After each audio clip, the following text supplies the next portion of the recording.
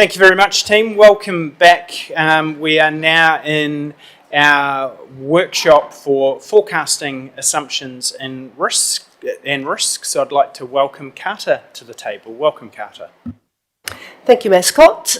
So we will be looking at the forecasting assumptions this afternoon.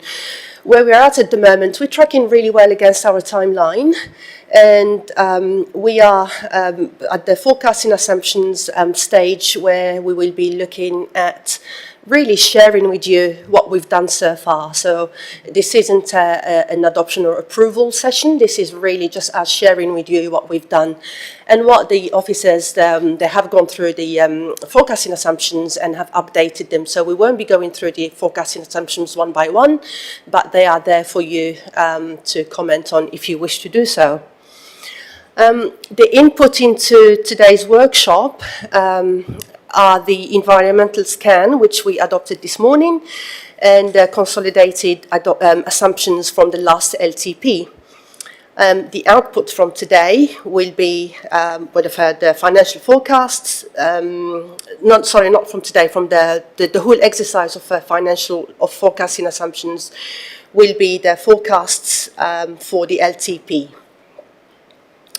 This is not on your slides, but I've just added it earlier on today because I thought if I can just put something to give just an overview of how things work together. So this morning we looked at the environmental scan, and that was about what's happening in our environment, what's changing around us. And then from the environmental scan we moved to predictions. Predictions are all about how can we be best informed, our best guesses. And that feeds into the forecasting assumptions. So that's when we turn these predictions into measurable statements. And based on that, we forecast for the LTP. And I've given an example there, for example, in an aging population, which is one of our forecasting assumptions. So we have an aging population currently at 22.2% of the total population. So that's what the environmental scan has told us. That's the data that we have received or we have found during the research into the environmental scan. So in terms of prediction, so what that looks like is, what we predict is that the Asian population will track to 26% of the total population. We translate that into a forecasting assumption. So we say we assume an increase of 26%, which we then have to put into an LTP statement, and that's when we consider all of the factors here. We consider how the 26%, for example, of the Asian population has an impact on our infrastructure. So we need to forecast to be able to meet that. How does it impact our financial matters and the levels of service, and we also can consider risks. So that's how everything ties in together. Please stop me if you have any questions. There is one from Councillor Johns. Thanks, Mayor Scott. Thanks, Carter. I realise that we're talking the district in terms of ageing population. It's quite conceivable that Woodville, for example, if we can get our planning rezoning done, population could fall quite dramatically. So decision, the average age could fall rather than increase. And I'd hate to think that decisions we made were based on an ageing population for Woodville affected decisions we make. Thank you, Councillor Scott. So that's just one consideration, and as you know, the environmental scan is a living document, as we determined this morning, so the data changes all the time. So that's one consideration. It's not something we will base decision about, it will inform our decision making, and that's taken into consideration with a lot of other factors as well. I do appreciate what you've commented on. Thank you. Yeah. I'll just make a quick comment, and look, I think that's fair, but even with through our growth strategy, with the predicted growth we've modelled, we still will have a lot of older people right throughout the district, including in Woodville. Woodville as a town is experiencing that now, as is Dannevirke, as is Eketahuna and Pahiatua. Eketahuna may be a little bit different. There seems to be a lot more people flowing in. We do need to give some consideration in our plan to what facilities and what we are doing for older people. Often we are thinking quite seriously just at our younger generation, but I think this make sure we keep some context into to our older population.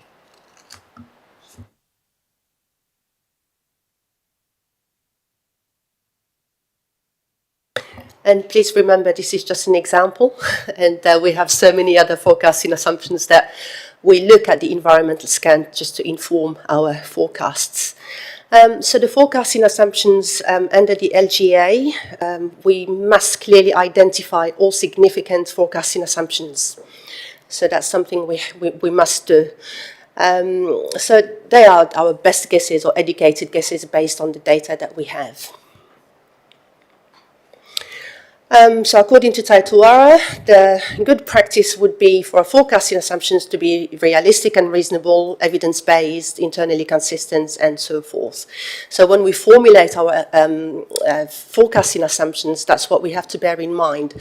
So they're not vague statements, they are evidence-based, they're reasonable, they're realistic, they consider all the factors that we have within our environment.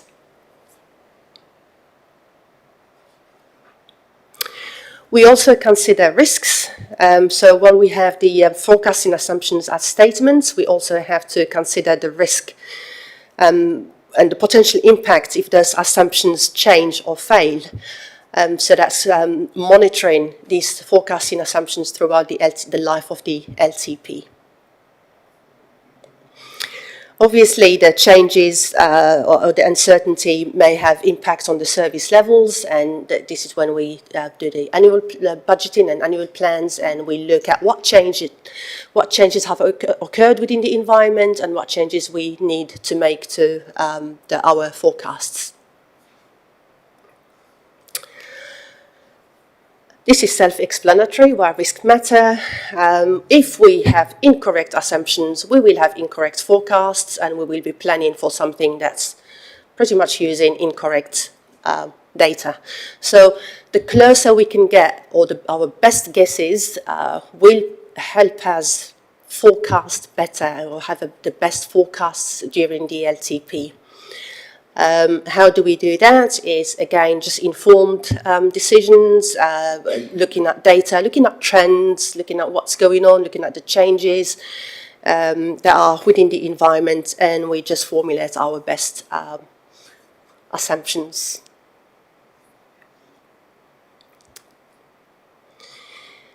So again, as I mentioned before, it's an LTP requirement under Section 17 of the Act. And we will base all our planning for the LTP on the forecasting assumptions.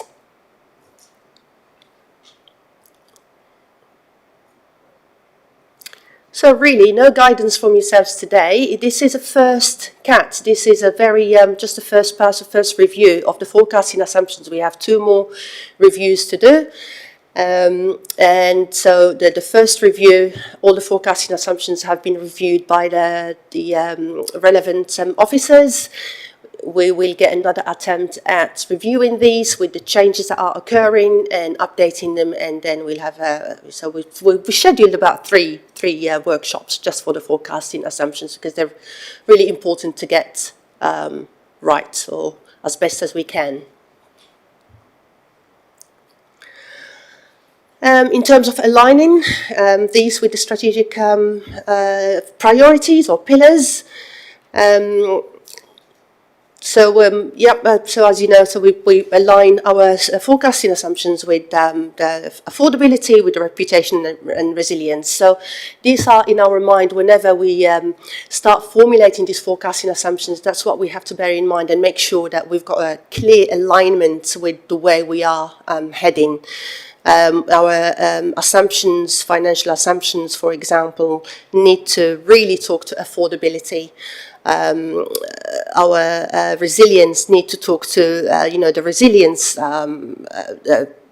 climate change, for example, you need to talk to the resilience strategic priority and so forth. Last slide. So we've got 2 more workshops to come. So again, this is really just the first review. The forecasting assumptions document is quite big. Hopefully you've had a chance to look at them, and if you have any major concern at this stage or any major comments at this stage, but we do have 2 more goes at getting this right. Thank you.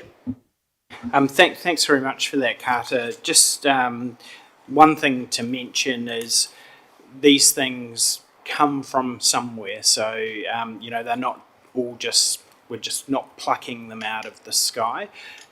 They are officers putting down what they believe is the best assumption. That comes a lot of this from the environmental scan. So I think instead of going line by line, would be to open it up. People have all had the opportunity to have read this, and if there's any questions or clarifications, starting with Councillor Naylor. So, Carter, great work. I've read through all the assumptions in the document, and nothing stands out to me that is either missing or over-exaggerated or things. I do really struggle with the format, though, the way that it's presented, because we've got these nice columns, but then when you're reading down a column, you have to skip to the next page, then you have to skip back to the previous page to read the next column. I just, I don't know, it might be my brain, but my brain struggles with it. I would wonder if there's some way that you can easily, and if you can't do it easily, I can do it easily for you if you give me the raw document, put it so that we have the each of the headings as a paragraph, and so that then we can read through, okay, what is the assumption? Who is the owner? What's the description of the risk? What's the level of uncertainty? And then the potential effects. Going down a page, and preferably in portrait view, because our iPads are a nightmare to try and spin everything around all the time. So, and that applies to a lot of our reports, actually. So, yeah, it's if we could do that, I'm sure that you'll find somebody that will be able to take all that work and not have to manually go click, drag, click, drag, click, drag. Is it in Excel or just in PowerPoint? Sorry, no, just a table. Just a table, word table. I think the feedback has been well given and understood, and I think very, very fair. On the portrait versus landscape, I will have some discussions about that to try and ensure that they come through in the right way. So I'll have some discussions. It's something that has frustrated me over time as well, and we'll take that offline and have that discussion. But thank you for raising it. Any other questions, comments? Deputy Mayor Sharon. Thank you, Worship. Just seeking guidance, can we ask some in-depth questions around the table? There's chunks of it that I'd like. I get concerned, even though these are assumptions, there are a couple of spots where we have you're absolutely welcome to, so just... Yeah, okay. Well, the first one is on page 39. What bit fell off then?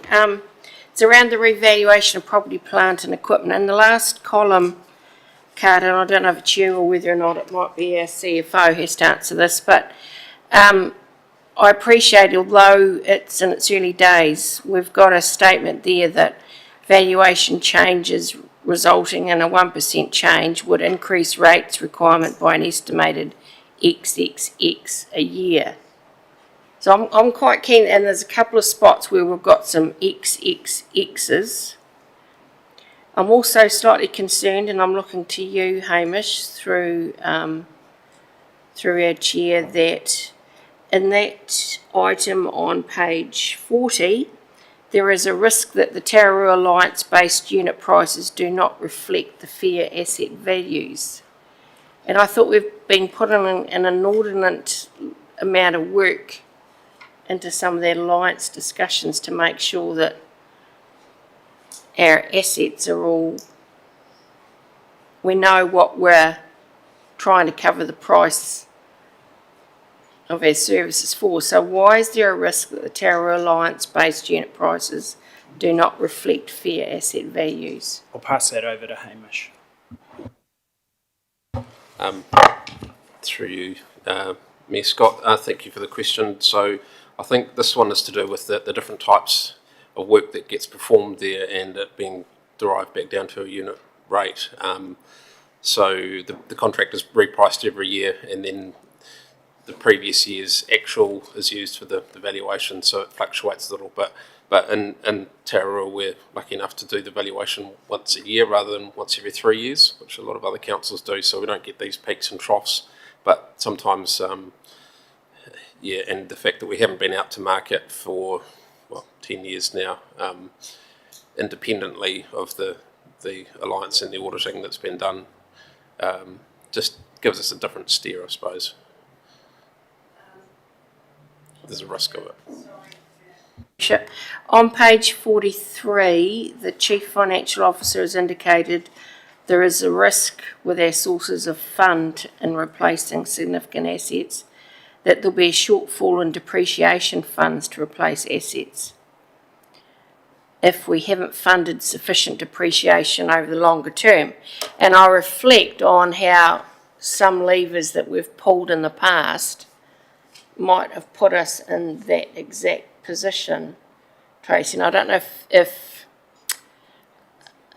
you're able to speak to that, but the last thing we want to have happen is we plan into the future that we actually haven't got enough money in the bank in terms of our depreciation to replace that. So I just want to talk to the one before as well. Sorry, we'll just get you up to the table, Tracy. Okay. I will. Yes, we are. Chair.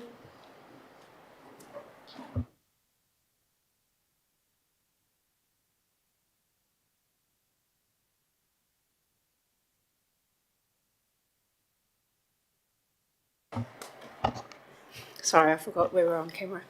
I also wanted to just talk to the one before that as well, that under the column of likelihood, it was unlikely that that occurrence would occur with the revaluation of assets going too far beyond our expectations because of the annual valuation that we do. So these assumptions are thrown out there as absolute risks that we need to recognise when we go through our forecasting, and then we've rated them of where we think they should be. This one does say highly probable.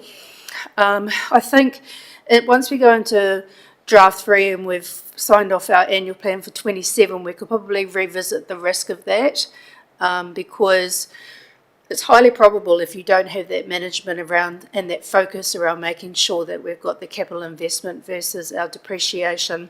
And we do hope to do some of those calculations for the LTP workshops, so that assumption may then lower in its risk.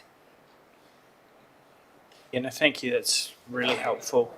If you got more, please carry on. I have put a great big yellow stamp across page 48, and it's around our resource consent renewals. You've highlighted there that, and I'm just checking based on your comment, Tracy, you're quite right about the level of uncertainty, but the major project risk is the Dannyvert wastewater discharge consent expiring in 2027. So very early on in our LTP, we're going to have a plan of action to address that, aren't we? It's page 48. Oh, 48, sorry. Yeah. You said 43. So my comment, well, there's probably two parts to it, I suppose. The first is that the CCO will have the pleasure of processing that consent on our behalf, but we are actually doing a lot of work in the background to make sure that we're preparing the CCO for that pleasure. So, not to worry. Yes, there's no one else in the queue, so I'm please nearly out carry of on. puff here. Page 49, and this goes to you, Tracy, so I'm glad you're still up there. The interest rates, you've given me some more XXXs and XXXs.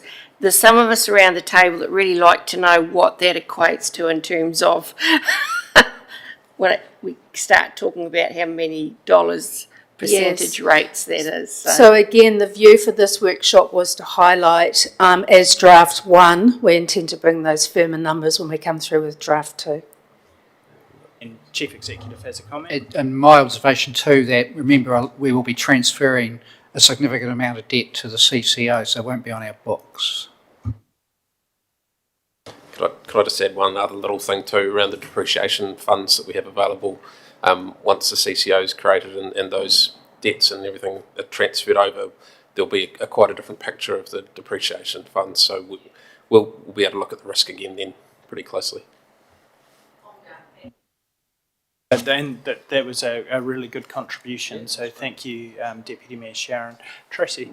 Sorry, just to add also to what Hamish said, the first part of the process for us before we start the long-term plan numbers for these assumptions is to restate our 26-27 annual plan with waters removed, so that will then give us that really clear basis for us to be able to do our LTP comparatives moving forward. Also very good context, so thank you for that, Tracy. Are there any other questions or comments that anyone would like to make? Councillor Naylor. Yeah, I'd just like to reinforce what Sharon said and what Tracy then went on to explain with the XXXs. When I read that yesterday, I thought, ooh, what are those? So, yeah, when we get to those numbers, that'll be great. But, yeah, there's the only other question / I suppose more a comment, am I allowed comments? It's a workshop, was that the future scares me a little bit in the way we're seeing the impact of the likes of AI and robotics coming on, and while that might take 5-10 years for it to arrive, or it might be 15 years, we don't know yet. It may happen faster than we can think, and I don't quite understand what the impact to council will be, other than it may mean that we may be able to do more with less, but it also may mean that a number of our community find themselves struggling to find work or having longer periods of time off work, and so we may actually have a risk of a higher increase in default payments, which is where I'm coming to. So if we could add a risk or assumption, an assumption is that that unemployment will remain at the same level, which I think was 7% for the district at the moment, if I read it right. If that's our assumption, how likely is that to be? Because I feel that we're probably going to be going into a greater period of unemployment or a greater period of people between jobs, and therefore we may have to factor in something about the risk of default payments on rates. So that's my only comment. I think it's a really good comment, and I asked the team to give some consideration to that for the next version that comes back. I mean, we are potentially entering into another revolution of the AI revolution, and it may happen much, much more quickly with how fast things have moved in the last couple of years. Tracy? We certainly flirted with those for this draft 1, but we haven't put them in it.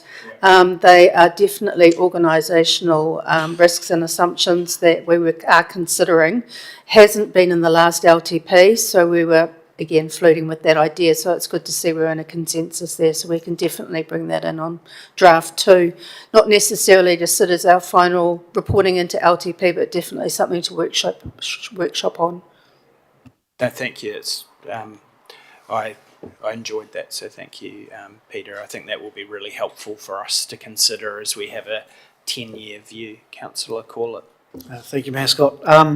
Sort of more of a comment around this and the strategic, the positioning of everything really, and I think to what Councillor Peter talks to a lot in our region with new ideas and different ways of thinking. A lot of what's in here and what has been said is stuff that has been done a lot. There are more efficient ways to do things and other ways to do things that could be well utilised for power generation or other different options for things, and things that we need to look at opening ourselves possibly to or inviting into. And along with that, with growth within our district, it was interesting to read through the snapshot that with EV batteries and stuff like that coming out of life cycle 2030, we're going to expect to see a lot more of that type of stuff come through. And it's hard to get the appropriate consents to deal with that type of stuff in the districts and anywhere you try to do any recycling, but possible options around looking at other ways of doing things to support business growth that is very different to what we have done in the past and in around the country. And I use EVs as an example to deal with the lithium that we currently have. The companies who deal with it, who recycle that, all export the lithium overseas. So they don't actually process it here. So there is options, there's other ways of thinking of things. And if we're able to or open to do some things in growth there, thinking outside the box. Thanks, Councillor Corlett. Any other comments, questions or otherwise for the team?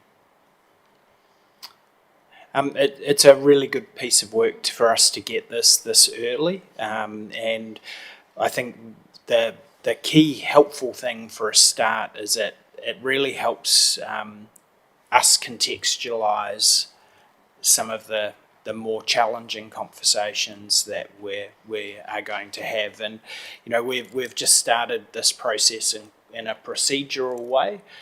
Those conversations and debates will be coming, and having that context there is very helpful. It also is a huge amount of work producing those, so I want to just credit and thank the team for the work within that. Is there any further comments or final comments that the presenting team, Carter, Tracy or Hamish, that you'd like to make?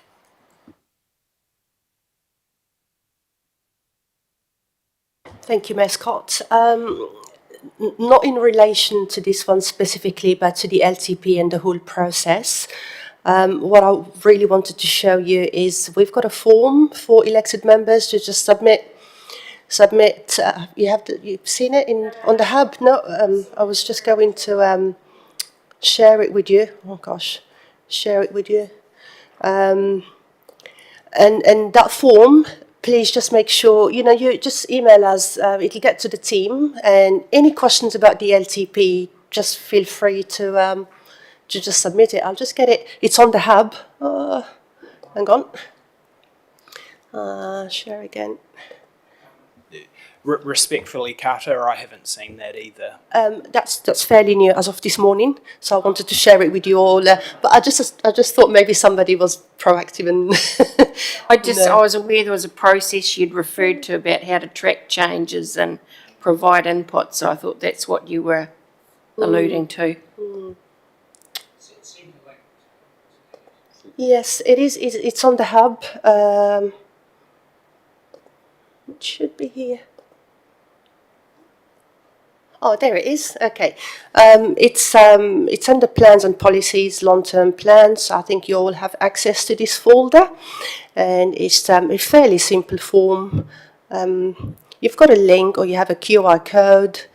You decide how you'd like to submit your question, and it's fairly straightforward. You put your details and just ask us anything about the LTP, anything that you want us to provide more information on or you're not sure about. It'll get to us and we will respond.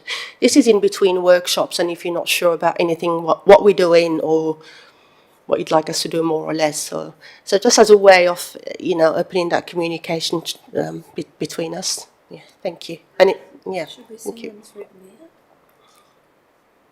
the mail? No. No, it's all right. Thank you. Would you like the questions to be sent through you, Mascot, or are you happy for?